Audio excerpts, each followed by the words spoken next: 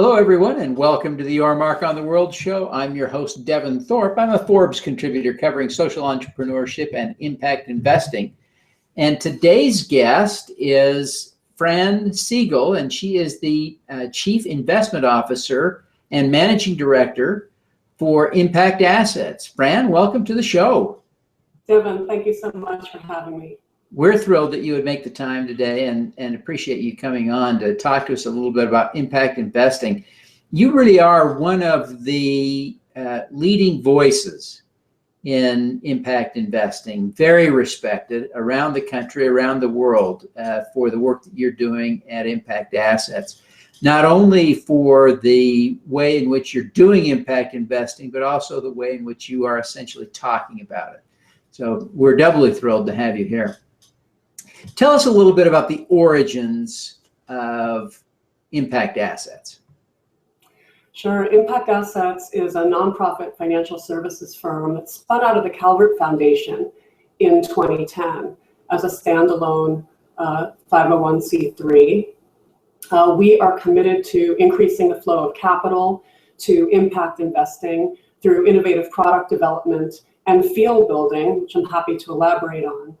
We have about $290 million under management across two impact investing offerings. The first is a donor-advised fund. It's called a giving fund, and that, in fact, is why we're a nonprofit financial services firm. So there are about $80 billion in donor-advised funds asset across the country. ImpactAssets is the largest impact investing donor-advised fund. A donor-advised fund is a kind of a separately managed charitable account, almost like a mini family foundation. We have 800 clients ranging in account sizes from 5,000 to 60 million. And we lay the table of values-aligned investment choices for our donors to select from to invest their kind of endowments, if you will. And then we also take their advice on writing grant checks. So Devin, if you had a liquidity event, you wanted to create the Devin Thorpe family donor advised fund at ImpactAssets, we'd love to have you. And we'd offer you impact investing choices from the public to the private across the asset class spectrum for you to choose from so that your endowment could be making impact while you're also making grants. So that's, I would say, our core offering. We also have some impact investing notes, which I'd love to talk to you about as well. Yeah. Let's talk just a little bit about the donor-advised funds. You know, increasingly, donor-advised funds are becoming controversial, and this is partly because of Fidelity. Fidelity has long operated a donor-advised fund as a mutual fund, and it has become, I think, by some measures, the largest nonprofit entity in the country. And so some have argued that by getting a tax deduction at the time you make an investment into this Fidelity fund or other donor-advised funds, that you are somehow cheating the intent of the tax code because you're not actually giving the money, forwarding it on to do good in the current time frame. You're deferring that till later. What's your take and your reaction to that criticism, especially given the impact investing you're doing through your donor-advised funds? Yeah, there's been a big dialogue and a debate about this in Washington and other places, so I'm glad you brought it up. Right, so family foundations actually and donor-advised funds solve a timing problem. A family may have a liquidity event, an opportunity to shelter some income in a current year. All of that money is given as a tax deduction, and then you make grants over time. If you were to start a family foundation, the mandated grant payout is about 5%. And as a field, donor-advised funds actually pay out north of 5%. At ImpactAssets, we pay out somewhere between 15 and 20% of all of our assets per year. Plus, we keep our whatever's not granted out, we keep that invested with impact. So actually, we feel like for ImpactAssets in particular, the impact story is really good. I mean, we punch way above our weight because all of the assets are leveraged for impact. So yeah, I mean, Schwab and Fidelity are enormous, and they typically the assets are invested in their own products, the family, the mother organization. And if that's true, but if you actually look at the numbers of grant payouts for death, it's actually typically it's higher, and for us, it's quadruple what a family foundation payout would be. Yeah. So the interesting thing here is the big distinction, at least one of the big distinctions between what you're doing and what Fidelity is doing, is the way you invest the money. The investments at Fidelity are not invested in impact, aren't doing any particular good during their investment period. Yours are, right? Yeah, and some of the incumbent donor advised funds, whether they be large community foundations, Silicon Community Valley Foundation has done a pretty good job of making impact choices available. I think it's starting, but I would say that we are one of the only and the largest impact investing pure play donor advised funds. Yeah, it's really an exciting model you've developed. And now let's talk a little bit about the impact notes. That looks like an interesting vehicle, in part because you've designed that for people to be able to participate in that at a little lower investment threshold. Exactly. So one of our key goals at ImpactAssets is to democratize access to impact investing across products and across field building efforts. In order to get exposure to what I call deep impact investing, which is investing in private companies where the sole purpose is to create returns, a basket of returns, financial, social, and environmental. In order to get exposure to fund managers, so private debt, venture capital fund managers, the investment bite size is quite large. It can be $500,000, $1 million or more. So what we challenge ourselves to do is to figure out how to structure an impact investing note program that could drive down minimums to $25,000. And so we brought to market in Q4 of last year 2 impact securities, one focused on microfinance and the other focus on global sustainable agriculture. So very high impact themes with strong track records, both financial and impact track records. We work with sub-advisors to help us put the money to work in both of those themes. And the products are really built to move and seamlessly in the wealth advisor channel. So they're traded, settled, and reported like a traditional financial capital markets product. And so they were built for wealth advisor distribution. And so we think that there's an accessibility issue, there's an availability issue, and there's an affordability issue with these access to deep impact in a diversified way. And this was our contribution to see if we could lower some of those barriers to capital flows for folks that want to hold that kind of asset. Well, it is an important step because as you point out, there are so few quality investment opportunities for ordinary retail investors to participate in. And so the work you're doing to move in that direction, I think, is vital to the sort of the success of scaling up the impact investing arena. Fran, you are as recognized as anyone is in the impact investing space. You are one of the most respected leaders. Who do you look up to? Who inspires you as a role model? Yeah, I really look up to a trio of women who have been catalytic in creating and advancing gender lens investing. And by gender lens investing, I mean investing in companies that serve women and girls, products that serve women and girls, the companies that are led by and founded by women, and also public companies that have very strong gender balance in terms of their management and board levels. And we see over time that actually this can be a source of incredible impact, but also excess returns. And so the three women who really catalyzed that space, one is Jackie Vanderbrug of US Trust. The second is Joy Anderson of Criterion Institute. And the third is Suzanne Beagle, who just created Women Effect. And these women have moved forward the field. I was personally very moved, and Gender Lens Investing was brought to the fore for me on a 2013 trip I made to Kenya. It was a Gender Lens Investing trip to Kenya with Jackie Vanderbrug. And we met with amazing women entrepreneurs who had impeded access to capital.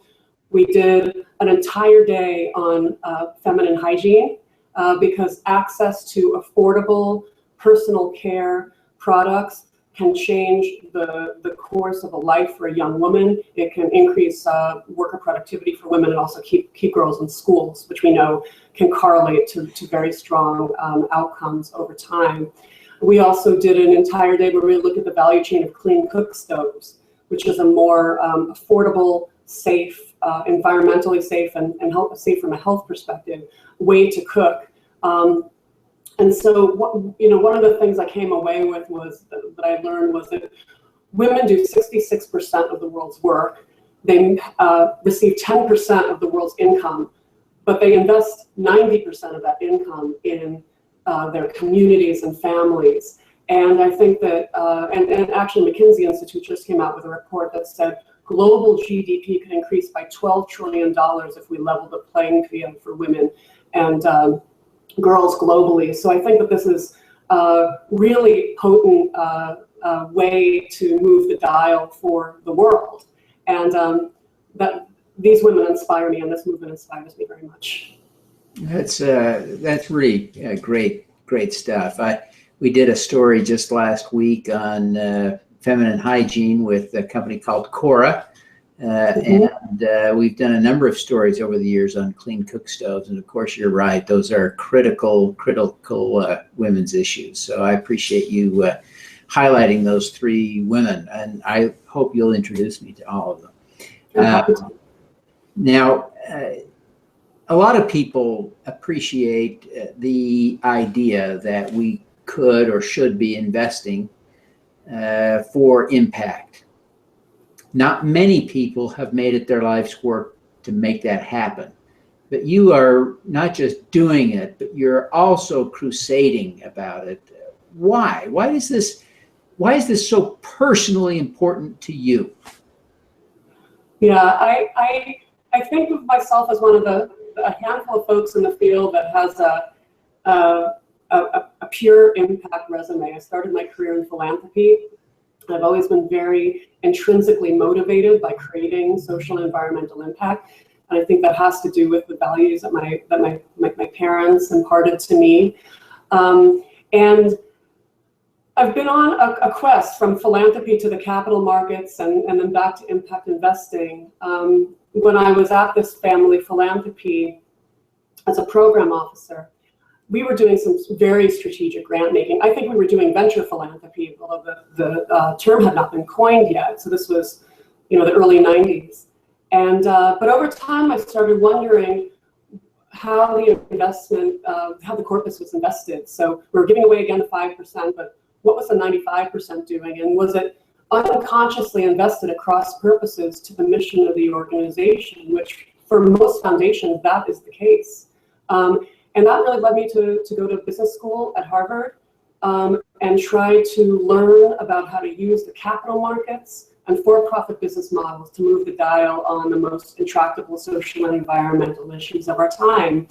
And it was there that I wrote a paper that formed the blueprint of my career. I kind of did carve my own path, if you will, because Harvard Business School, at least at that time, was organized exclusively around maximizing shareholder value.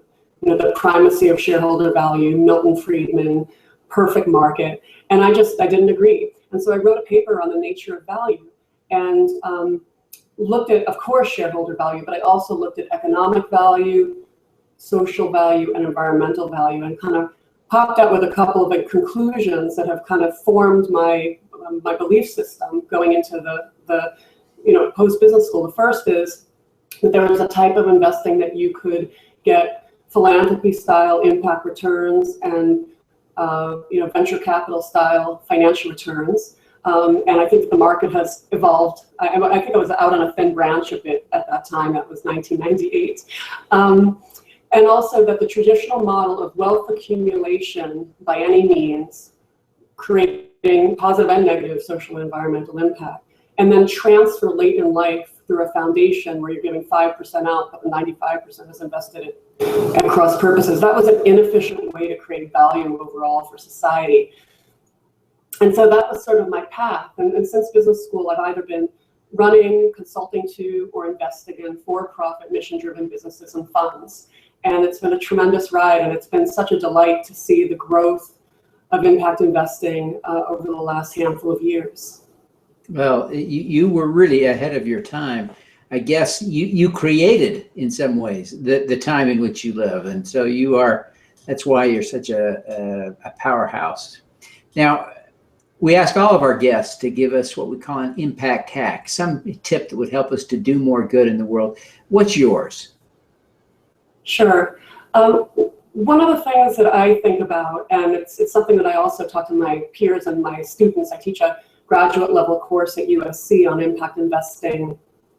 And I try to encourage my students to think of the world as connected. And the more we start thinking about the driving forces that are shaping our world, whether it's population growth, 9 billion people by 2050, needing to increase food production by 70% to feed that growing population, challenges around income inequality and climate change. You read the paper, you listen to the news completely differently when you see the world as connected. So for example, when oil prices have been plummeting and the dollar has been surging, there's a quick exit of dollars from emerging markets. Well, we fundamentally believe that, we know that the growth from 7.4 billion today to 9 billion people by 2050, the biggest growth is going to happen in emerging markets. And so that's an opportunity for us to kind of double down on emerging markets and impact investing at that time, not a time to exit. So I try to think about the world in very connected, whether it's the global financial capital markets, philanthropy, nonprofit, for-profit business. These things are connected. And the first class in the semester, we do this drawing, and actually on my Twitter account, you can see a blackboard drawing that's like a piece of this. And I try to help them create both the financial capital flows between and among the sectors and also the impact flows between and among the sectors in a way to see how value moves in society. And the more you open your eyes to that, the more you see that just focusing on shareholder value is not enough. We have to maximize stakeholder value. As an economy and as a world. And then I also ask them to think about how their individual actions, what they choose to eat, what they choose to drive, where they live, how they vote, and to understand that your actions as an individual have implications, and together that we can really make change. And I think in particular the millennials really understand that with the leveling of the playing field with social media, that I believe wholesale change can happen at the intersection of top down, whether it's from corporations down or government policy down, at the intersection of top down and bottom up kind of power of the people. We can have major change in our capital markets, in our philanthropic capital markets, and in our world. Well, I think that's a great insight for us, and a perfect note to end on. Fran, before we go, please tell us how people can learn more about Impact Assets and connect with you. Absolutely. So you can find out more about Impact Assets at ImpactAssets.org. And you can find me on Twitter at Fran Seegull. Fantastic. Well, Fran, again, thank you very much for being with us. And we wish you every success in solving all of the world's big problems with impact investing. Thank you, Devin. All righty, let's do some good.